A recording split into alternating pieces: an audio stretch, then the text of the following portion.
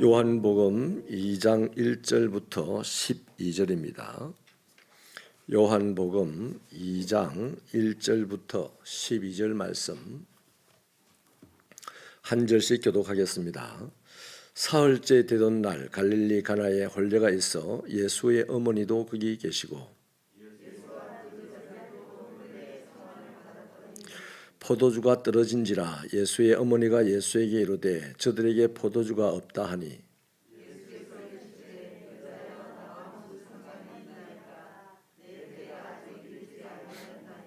그의 어머니가 하인들에게 이르되 너희에게 무슨 말씀을 하시든지 그대로 하라 하니라.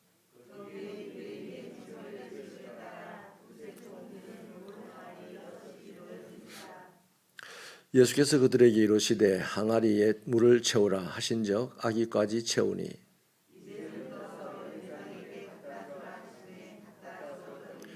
연회장은 물로 된 포도주를 맛보고도 어디서 났는지 알지 못하되 물 떠온 하인들은 알더라. 연회장이 신랑을 불러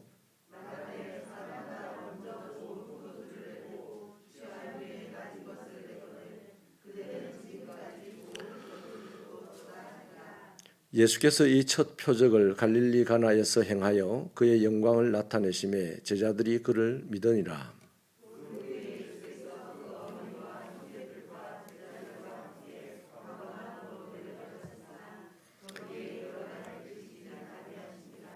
아멘. 이승홍 집사님, 차정옥 집사님 가정, 황정순 집사님, 차지연 집사님, 곽정순 집사님, 정문규 집사님 가정에서 예물 드렸습니다. 오늘 우리가 읽은 이 본문은 예수님의 처음 표적 사건이죠. 이 사건에서 우리는 두 가지 관점에서 새겨보아야 될 일이 있습니다. 하나는 예수님의 기적은 무엇으로 나타나게 되는가? 다시 말하면 무엇을 통해서 예수님의 기적이 일어나느냐 하는 점입니다. 이 사건이 일어나는 데 있어서 중요한 역할을 한 사람이 있죠. 한 사람은 예수님의 어머니 마리아입니다. 이 팔레스타인의 혼인잔치는 보통 일주일 정도를 하게 되는데 만약에 포도주가 그 사이에 떨어지게 되면 잔치도 그냥 허지부지 끝나게 될 수밖에 없습니다. 이 기쁨이 넘쳐야 될 잔치가 포도주가 떨어져서 중간에 그만두게 되는 이런 불상사가 없게 하기 위해서 결혼 예식을 하는 집안에서는 포도주를 넉넉하게 준비를 합니다. 그런데 웬일인지 이 집에는 너무 손님이 많이 왔었는지는 모르겠지만 낭패의 순간이 찾아왔죠. 포도주가 떨어져 버렸습니다. 이 사실을 예수님의 어머니 마리아가 알고 난 후에 예수님에게 문제의 해결을 요청을 합니다. 그랬던 근거는 당신이 예수를 잉태했을 때 일어났던 그 모든 일들을 알고 있기 때문에 이 문제를 내 아들 예수는 해결할 수 있을 것이다 하는 믿음이 있었기 때문이죠. 그래서 마리아는 하인들에게 불러서 뭐라고 말을 하냐면 그가 무슨 말을 하든지 말하는 대로 해라 이렇게 말씀을 했습니다. 이 바로 하인들이 또 기적이 일어나는 한 통로가 되는 사람들이었습니다. 예수님께서 하인들에게 항아리에 물을 채우라고 하자 하인들은 아기까지 채우게 됩니다. 여기까지의 일은 하인들이 해야 될 지극히 당연한 일이었습니다. 그런데 예수님께서 그 채운 물을 주인에게 연회장에게 갖다 줘라고 하셨죠. 여기서는 불가능한 일이죠. 왜냐하면 지금 포도주가 필요한 상황이라는 건 하인들이 압니다. 그럼에도 불구하고 아구에까지 차도록 물을 항아리에 부으려 했던 것은 발 씻을 물도 필요하구나 라고 생각을 했기 때문에 하인이 할 만한 일이었죠. 그런데 발 씻으라고 갖다 부었던 물을 연회장에 갖다 주라는 말은 이건 이제 들을 수 없는 말이 됩니다. 왜냐하면 연회장이 지금 술 달라고 포도주 달라고 하는데 발 씻을 물을 갖다 주면 이 하인들은 엄청나게 곤욕을 치를 수밖에 없지 않겠습니까? 그런데 이렇게 할 수 없는 이 일을 무슨 영문인지 이 하인들이 예수님이 하라는 대로 그렇게 순종을 했습니다. 사실 굉장히 멍청한 짓이죠. 알겠다고 들고 가다가 다른 데 버리고 말든지 그래야 될 텐데 그냥 그대로 이 연회장에 갖다 줬죠. 만약에 보통 사람들이 이걸 객관적으로 본다면 저 하인들이 오늘 맞아 죽으려고 지금 용을 쓴다라고 할 겁니다. 미쳤다라고 할 것입니다. 근데 이들은 아무튼 순종을 했고 이 순종을 통해서 놀라운 기적이 일어났죠. 여러분, 가나의 이 기적을 표적이라고 말하는 이유가 바로 여기 있습니다. 예수님께서 기적을 일으킬 생각은 굳이 없습니다. 기적 그건 뭐 그렇게 중요하지 않습니다. 예수님에게 있어서 기적이라는 것은 뭐 평범한 일상이잖아요. 우리에게는 대단히 특별한 사건이지만 예수님은 그거 뭐 있어도 없어도 그만인 일들입니다. 그런데 예수님에게 정말 특별한 사건이 되려면 표적이어야 됩니다. 이 표적이 뭡니까? 이 기적이라는 사건을 통해서 예수가 누군지 알게 되는 것이 표적이거든요. 자, 그래서 예수님의 이 기적, 이 일상의 기적들이 사람들에게 일어나서 와, 사람들이 저분이 대단하다, 저분이 전능하다, 저분이 하나님의 아들이다 믿게끔 하려는 의도가 있어서 표적이 필요했던 겁니다. 자, 그런데 이러한 기적이 일어나게 되고 표적으로 연결되게 되는 이 일에 무엇이 필요했습니까? 마리아라는 한 여인이 예수에 대한 믿음이 필요했었고 또 이 하인들이라는 사람들의 절대적인 순종이 필요했다는 것입니다. 그러니까 오늘 이 시대를 살아가는 저와 여러분에게도 우리도 지금 예수를 믿는 사람들인데 하나님의 목적이 뭐겠습니까? 우리 예수 믿게 해서 뭐 하려고 하나님이 예수를 믿게 하겠어요? 뭐 세상에서 기적을 경험하고 뭐 죽을 병이 낫고 잘 살게 하려고요. 그런 거는 예수님의 관심이 사실은 아닙니다. 그건 한 방법에 불과한 겁니다. 우리를 통해서 예수 믿는 우리를 통해서 예수가 그리스도임을 이 세상이 알게 하고자 하는 목적이 하나님에게는 있다는 것입니다. 그래서 저와 여러분이 그리스도인이 되어서 이 땅을 살아가는 동안 예수의 말씀을 믿고 예수의 말씀에 순종하는 그걸 통해서 하나님의 기적이 일어나게 되고 그 기적은 세상의 표적이 된다 하는 것입니다. 그래서 말씀을 듣는 것이 중요하고 말씀을 믿는 것이 중요하고 말씀에 순종하는 것이 중요하다 그럽니다. 그냥 자리에 앉아 있다는 것, 공동체의 일원이 된다는 것은 그렇게 큰 의미가 없습니다. 공동체의 일원이 됐다는 것은 나는 이제 말씀을 중요하게 여기고 말씀을 믿어 순종하겠습니다 하는 이 고백이 되어진 사람들이 공동체의 일원이 되는 거잖아요. 우리 예배도 마찬가지입니다. 예배에 모인 사람들이 가장 기본적인 그 베이스에 깔린 마인드가 뭡니까? 나는 오늘 내가 믿는 하나님을 진심으로 믿고 그분이 하시는 말씀을 절대 순종할 거다 하고 앉은 게 예배의 자리입니다. 그래서 예배 앉은 자리에서는 싸울 일이 없고 하나님 앞에서는 모든 것이 잠잠할지어다라는 그 말이 성립이 되는 것이죠. 저와 여러분이 이런 믿음과 순종으로 신앙이 성장하게 되기를 바랍니다. 다시 한번 말씀드릴게요. 하나님의 말씀에 대한 믿음과 그 말씀에 대한 순종으로 우리의 신앙이 어제보다 오늘 아침에 성장하게 되기를 축원합니다. 다음으로 사명의 관점에서 볼 필요가 있습니다. 여러분, 물이 포도주가 된 사건을 보십시다. 이 결혼잔치에서 포도주가 떨어졌다는 것은 처음 말씀드린 대로 잔치가 이제 깨어져 버린 겁니다. 이런 차원에서 여러분, 하나님께서는 이 세상을 잔치가 넘치는 곳으로 만들었습니다. 그런데 아단에서 에덴 동산에서 쫓겨난 이후로 이 세상은 잔치가 깨져버렸어요. 그래서 슬픔과 분노와 원망과 싸움이 점철되는 그런 세상이 되었죠. 그런 세상이 되었는데 그런 세상에 누가 오셨다? 예수님이 오셨어요. 자, 저기 이스라엘 백성들이 광야에서 물을 마시고 싶어 뛰어갔더니 그 물이 마시면 죽는 물이었습니다. 그때 나뭇가지 하나를 하나님이 던지라 해서 던졌더니 그 물이 다시 시원한 물로 사람이 마실 수 있는 물이 되었습니다. 똑같습니다. 이 세상은 에덴 동산에서 쫓겨난 이후로 아무리 살고 싶어도 죽는 곳이고 아무리 행복하고 싶어도 불행한 곳이고 아무리 이기고 싶어도 지는 곳이고 아무리 1등하고 싶어도 꼴찌한 자신을 발견하는 곳이 이 세상입니다. 그런데 이 세상에 하나님의 아들 예수님이 오셨어요.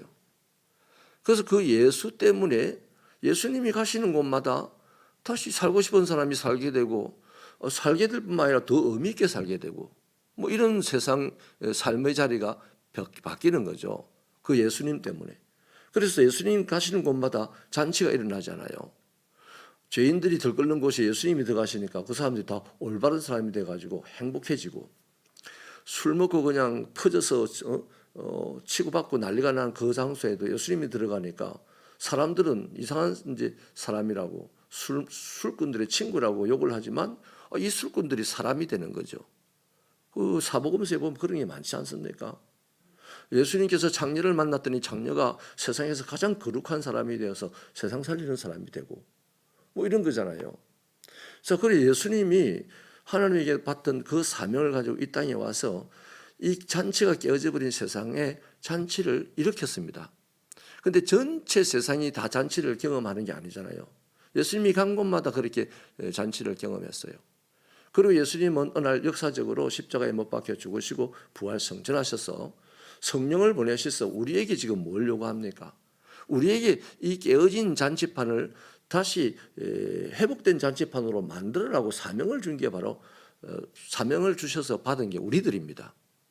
그래서 우리들도 예수님처럼 깨어진 이 세상의 잔치판에 슬픔과 분노와 죽음과 살육이 가득한 이 세상에 우리가 예수님을 대신하여서 잔치를 회복시키러 다니는 사람이 저와 여러분인 줄로 믿습니다. 그게 사명자입니다. 자, 그렇다면 이제 정리를 하겠습니다. 우리가 예수님을 보잖아요. 맨날 예수님을 성경을 통해서 보잖아요. 본 만큼 1000만분의 1이라도 변하면 좋겠어요. 어제보다 오늘. 아니 뭐 능력은 다 천차만별이라서 차이가 있는데 변해야 되는 것은 다 똑같이 변해야 되는 겁니다. 10년 전보다는 올해 좀 더 변해야 돼요. 자, 지난달보다는 이달에 좀 더 변해야 됩니다. 어떻게 해요? 이 불행이 가득한 세상을 행복하게 할 수 있는 사람으로 변해야 된다 이 말이죠. 아멘이십니까? 그게 우리의 사명입니다. 아이고 목사님 내가 목사님 보세요 내 꼴이 이런데 어떻게 그게 가능합니까? 아니 오늘 항아리에 든 그 물의 꼴이 뭔 꼴입니까? 사람들 발 씻어주는 물입니다. 아무것도 아닌 물도 예수님을 만났더니 포도주로 변해서 사람을 기분 좋게 하는데 만물의 영장이라고 사람이 예수님을 만나면 변해야죠. 안 그래요? 변하지 않는 내 자신을 가슴을 치야 될 것들이 될 게 우리들입니다. 회개합시다 이러면 목사님 참 짜증나게 한다. 제가 예배 시간에요. 작년까지 참여의 기도를 우리가 쭉 했지 않습니까? 예배의 순산에 있어서. 그거 할 때마다 굉장히 부담스러웠어요. 영적으로 부대껴 오는 것이 꼭 1분 동안 뭐 30분 동안 이거 하는 것이 무슨 그 효과가 있냐. 또 회개하면 어제 오늘 내가 남들을 미워해서 죄송합니다 하면 그 다음날 안 미워하나? 이러한 분위기였던 영적인 그 저항감을 많이 느끼거든요. 여러분 그런 회개할 게 만약에 없다면 변하지 않는 나를 회개하셔야 됩니다. 제일 먼저 회개해야 될 게 그거 아닙니까? 어제보다 오늘 내가 더 변해야 되는데 솔직히 안 변하잖아요. 아니 물은 예수님을 만나고 변했는데 물을 다스리는 사람, 예수님을 제일 이해하기 좋은 사람, 또 예수님의 피값으로 제사함을 받고 하나님의 자녀가 된 우리는 더 매일 변하는 것이 자연스러워야 되는데 안 변하잖아요. 이거보다 더 큰 문제가 어디 있습니까? 그렇게 변해야 우리가 더 사람을 행복하게 해주고 하나님의 나라를 아름답게 만드는 사람으로 더 변하고 또 변해야 거기에 날마다 생명의 꽃이 활짝활짝 피어나지 않겠습니까? 우리가 세상의 빛이라고 주님 말했습니다. 그걸 변해야 세상이 우리 때문에 좀 밝아지지 않겠어요? 우리가 세상의 소금이 됐습니다. 변해야 세상이 좀 더 살맛나지 않겠냐고요. 아멘이십니까? 저는 퐁당퐁당 돌을 던지자 누나 몰래 돌을 던지자 이 동료를 제가 동료 중에 제일 좋아합니다. 예수님을 제대로 알고 신학을 하고 난 이후에 이후부터 그 동료를 제일 좋아해요. 내가 여기서 돌멩이 하나 던진다고 저 호수 건너편에서 빨래하는 누나에게 그 돌멩이 물결이 어떻게 탁탁탁 해서 언제 가겠습니까? 가다가 없어질 수도 있잖아요. 그런데 이 아이는 계속해서 돌을 던지면 건너편에서 누나 손을 그 물이 간지러 줄 거다. 이 말은 뭔 말입니까? 이미 이 동생의 마음에는 건너편에 수고하는 내 누나의 손을 내가 간지러주고 있다. 누나를 즐겁게 해주고 있다 하는 거 아닙니까? 마찬가지입니다. 지금은 예수님께서 보이지 않는 성령으로 온 세상의 어두운 곳을 다니면서 세상에 살맛 나는 세상을 만들기 위해서 애를 쓰고 계신데 그것을 우리는 알고 있다면 우리가 여기서 돌멩이라도 하나 던져가지고 그분의 손을 좀 즐겁게 해주는 그런 마음을 가지고 신앙생활을 해야 되지 않습니까? 안 변한다고요? 그 변하려는 의지만 가지면 우리가 변하게 됩니까? 주님이 우리를 변화시키는 거죠. 아멘이십니까? 그래서 저와 여러분에게는 이 말씀에 보면 11절에 물이 포도주가 된 이 사건을 보고 연회장이 즐거워하는 이 사건을 보면서 비로소 제자들이 믿더라 그래요. 오늘 우리가 변하는 것을 보고 세상이 비로소 하나님을 믿는다는 얘기입니다. 우리가 예배드리는 거 보고 우리가 선교하는 거 보고 우리가 말 청산유수로 잘하고 따따붙다 방언 잘하고 예언을 하고 죽은 자를 살리고 이러는 것을 보고 세상이 예수 믿는 게 아니에요. 우리가 변하는 것을 보고 세상이 예수를 믿어요. 아멘이십니까? 그래서 세상에서 제일 큰 기적은 물이 포도주로 변한 것이 그 당시에 큰 기적이었다면, 그게 표적이었다면, 오늘 이 세상이 예수를 알고 믿을 수 있는 제일 큰 표적은 이 시대의 그리스도인들이 하나님의 말씀으로 변하는 겁니다. 그게 표적입니다. 변하시는 날마다 자신의 변화를 위해서 말씀 앞에 매이는 저와 여러분 되기를 축원합니다. 하나님 아버지여, 물이 그 주인을 만나고 주인의 뜻대로 포도주가 되었습니다. 그래서 잔치집이 기쁨이 넘치게 되었습니다. 오늘 우리는 예수님을 주인이라고 합니다. 주인을 이 새벽에도 만납니다. 그런데 변하지 않으면 우리가 걸어가고 다니는 곳에, 우리가 부대끼는 사람들 곳에 있는 곳에 무슨 기쁨을 줄 수가 있겠습니까? 아버지 하나님이여, 기쁨을 나눠주기에 부족함이 없는 사명자가 되게 하시고 은사를 받게 하여 주시옵기를 소원합니다. 하나님, 세상의 모든 문제들을 다 변화시키고 바꾸는 능력자가 우리 안에 계신 예수님이오니 예수님 때문에 내가 변하면 세상이 완전히 아름답게 변하게 될 줄 믿는 이 믿음을 가지고 기대함으로 말씀을 믿고 순종하는 우리가 되게 하여 주옵소서. 기대함으로 부족한 나를 주님에게 들어서 변화되어 세상을 변화시키는 능력자들이 되게 하여 주옵소서. 오늘 하루도 이 세상에 나아가 살아야 될 우리 성도들, 환난과 질고가 저들을 엄습하지 못하고 주님이 주시는 성령으로 오시는 은사가 저들을 엄습하여 능히 이기며 살아가는 자가 되게 하여 주옵소서. 예수님 이름으로 기도하옵나이다.